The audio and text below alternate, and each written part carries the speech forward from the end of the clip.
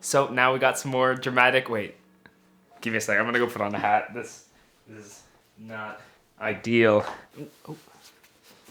Cool. So yeah, today we're gonna be cooking a vegan or vegetarian, I think we can call it, bolognese with some lentils, and we're gonna be talking about another cool story. If you guys like this series, make sure you hit the like button, and if you think I deserve it, hit the subscribe button.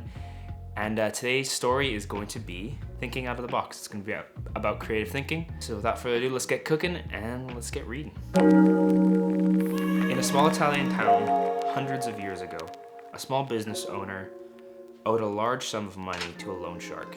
The loan shark was a very old, unattractive looking guy that just so happened to fancy the business owner's daughter. He decided to offer the businessman a deal that would completely wipe out the debt he owed him. However, the catch was that he would only wipe out the debt if he could marry the businessman's daughter. Needless to say, this proposal was met with a look of disgust. The loan shark said that he would place 2 pebbles into a bag, one white and one black.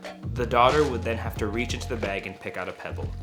If it was black, the debt would be wiped. But the loan shark would then marry her. If it was white, the debt would also be wiped, but then the daughter wouldn't have to marry the loan shark. Standing on a pebble-strewn path in the businessman's garden, the loan shark bent over and picked up 2 pebbles.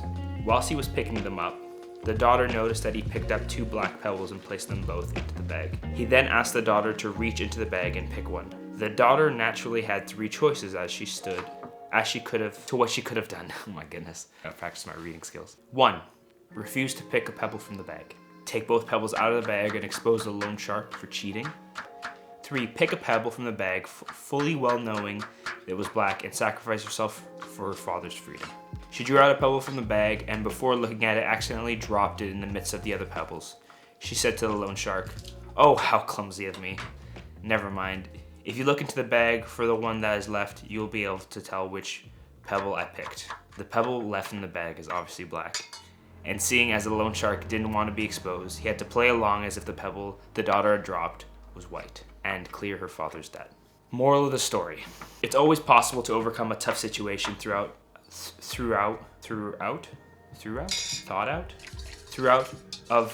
I can't pronounce that. Oh my goodness, box thinking, and not give in to the only options you think you have to pick from. And I think my own moral that I can get from this kind of situation is that a lot of time in my life I've felt really boxed in with some choices that I had, and all the choices seem like negative choices, and a lot of time, and I think it's something that we're not really taught growing up.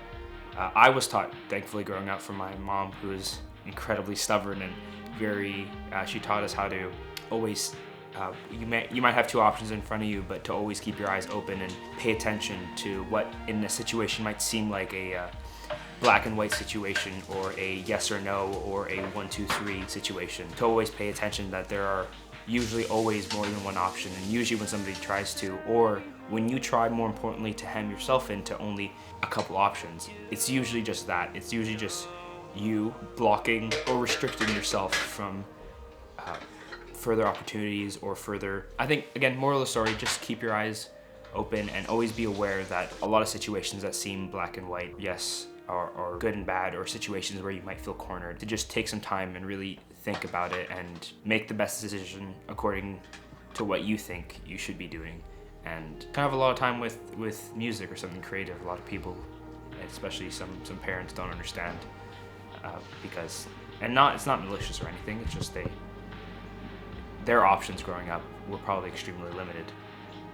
My parents definitely were, but through time you can make them understand. I hope you guys enjoyed this one, and I hope you enjoyed this recipe. I just finished eating it before I recorded this episode, and it was surprisingly good. It was the first time making it, so usually I tell all my friends that I have to make a recipe a few times before I actually serve it to any of them, just so I can work out the kinks for myself. But yeah, I hope you guys enjoyed it, and I hope you enjoyed the story and hope you got something from it.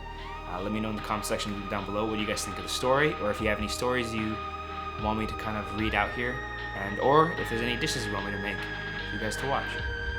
Thank you again for watching, and I'll see you in the next one.